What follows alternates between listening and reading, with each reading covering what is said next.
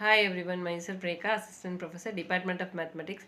Today we are going to discuss about the topic test of hypothesis in the large sample, and we are going to solve the problems and its solution. So this topic is under discrete mathematics with probability and hypothesis testing.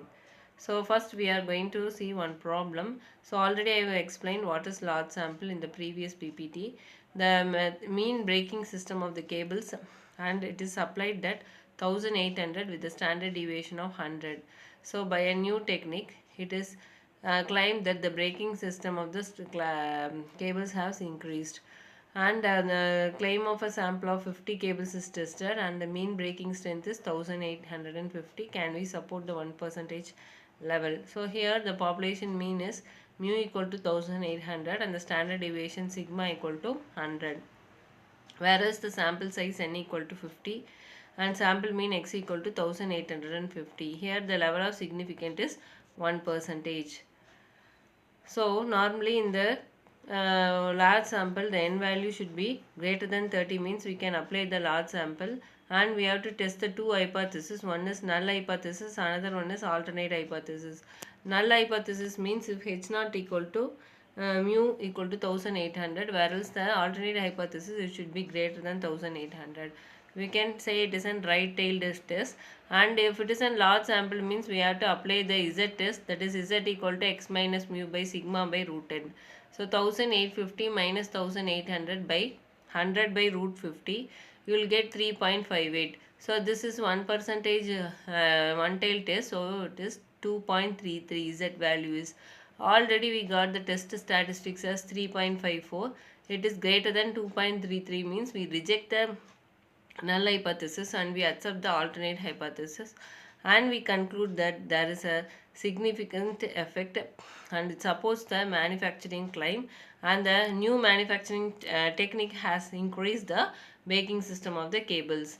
Next, another problem we are going to discuss that an ambulance service claims it takes an average of 8.9 minutes to reach the destination in emergency call. To check that the agency with license ambulance and has a time of 50 emergency call, getting a mean of 9.3 minutes with a standard deviation of 1.6 minutes. What can they conclude at 5% level? Here mu equal to 8.9 and whereas n equal to 50, x equal to 9.3, and the sample standard deviation is normally represented as 1.6 minutes. The alpha is 5%. Here also we are going to declare the null hypothesis and as well as the alternate hypothesis h naught equal to mu 8.9, and alternate hypothesis means not equal. Here the test statistics is nothing but x minus mu by s by root n. 9.3 minus 8.9 by 1.6 by root 50. This is equal to 1.77. Now the 5% significance is 1.96, that is less than 1.96. 1.77 is less than 1.96. So we reject the null hypothesis and we accept the alternate hypothesis. Therefore we conclude that 5% level of significance, there is no significant evidence to reject the ambulance services. The agency can conclude the average response time is consistency with the claim of 8.9 minutes.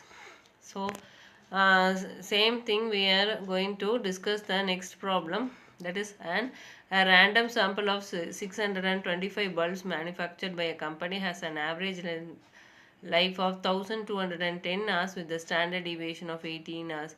Can we conclude that these bulbs are drawn from a large sample having a mean value of 1200 hours and a standard deviation of 80 hours? Compute the Z statistics. Here n is equal to 625, whereas the mean is x equal to 1210 and mu equal to 1200. Population is sigma equal to 8 hours. Here also level of significance is 5%, whereas the 5% is 1.93. Here also we have to declare the two hypotheses. One is null hypothesis and another one is alternate hypothesis. And we have to test this problem in the Z statistics x minus mu by sigma by root n. Already we have discussed in the previous problem.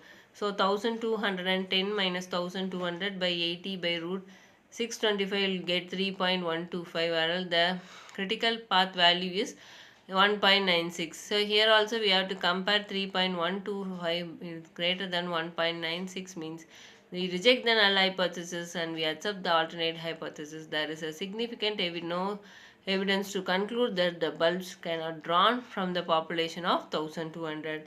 So like that we have to declare the problems. So here also the remaining problems also based on the large sample we have discussed the number of mean standard deviation of the exposed cube. If it is in two values means we have to apply the n1, n2, s1, s2 and we have to apply in the large sample finding the pooled variance. And we can if it is an n1, n2 means x1, x2 means we have to repeat the problems for the two number of means.